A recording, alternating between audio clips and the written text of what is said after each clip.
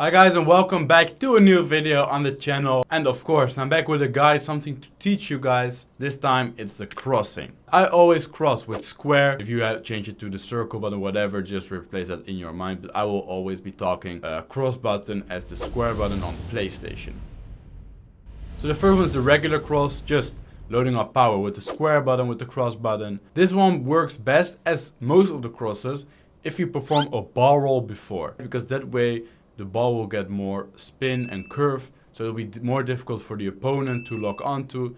And if your attacker is making a good run, the chance is bigger that it will lock onto the attacker. This year though, it's very hard to score from a header, so if you have the time, try to take one more touch and then finish it with your feet. So either driven, finesse, normal shot, whatever. But if you can avoid performing a header, that would be great. Of course, there's a situation where you don't get this time to perform an extra touch and shoot after. In that case, you would have to go for a header and hope for the best. But from my experience this year, it's difficult to score headers. This might also be due to the fact that I play with strikers that are not that tall. So I don't have a Peter Crouch in my team. I don't have a Jokeres in my team, Sesko, whatever.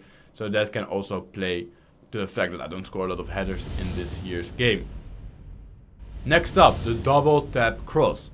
The double tap cross works kind of as a low driven shot, but this time with the square button. So you hold the crossing button for the first time to load up the power, and then the second is just a tap to say to the game, hey, keep it on the ground, because I don't want it in the air. You get a kind of a driven cross. It's especially good when you're on the wing and want to cross it into the middle of the park, or maybe to the first post. So you have to experiment a bit with these crosses and get a feeling for it. But what you probably notice sometimes is that it's a bit slow, this cross. Well, I got a solution as well. Perform the exact same cross, but then while pressing L1 and R1 at the same time too. Another way to cross in FC26 is not with the crossing button necessarily, but it's with the R1X. When you're at that byline, when you're a bit closer to goal, the R1X, like we know from all those years, is still very effective, and especially if you got players there with the pink pass. I'm not going to spend too much time on this because I know probably a lot of you guys know it already, but the R1X from the byline is super OP. Even R1X and hoping for the best is enough for a goal. It will surprise you how many times it will go to a player you don't even recognize on the pitch and you have to react to. But yeah, it gets autocorrect a lot of times.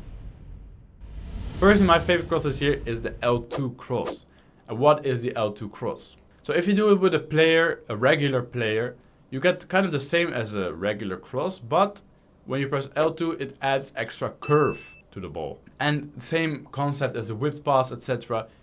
More curve, more speed makes it difficult to defend, and this is why we do it. But if your player got an inventive play style, it can perform a Trivela cross. And this is the animation I love the most, because the Trivela cross is always perfect and assisted for some reason. You can see in these clips, I don't know why, but it always has the perfect pace, the perfect delivery, the perfect position for your attacker to take a shot, take a touch, whatever.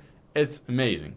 This is also why, for example, when I play Vini on the left, it's not really a problem for me because I can cut inside and finesse on the shooting part, but at the crossing part I can just perform a Trivela cross, and it's even more accurate than a normal cross. You can also combine the Trivela cross with all the other ways of crossing I explained before by simply pressing L2. So if you do a L2, R1, L1, double tap square, you get a Trivela driven cross. And last but not least, we also got the player lock cross, which can be good from the from the corners especially. You just press L3, R3, switch to the player you want to be, select that player that way and make a run with him. Press square whenever you feel that he's ready to receive a cross. Just gets that better lock on.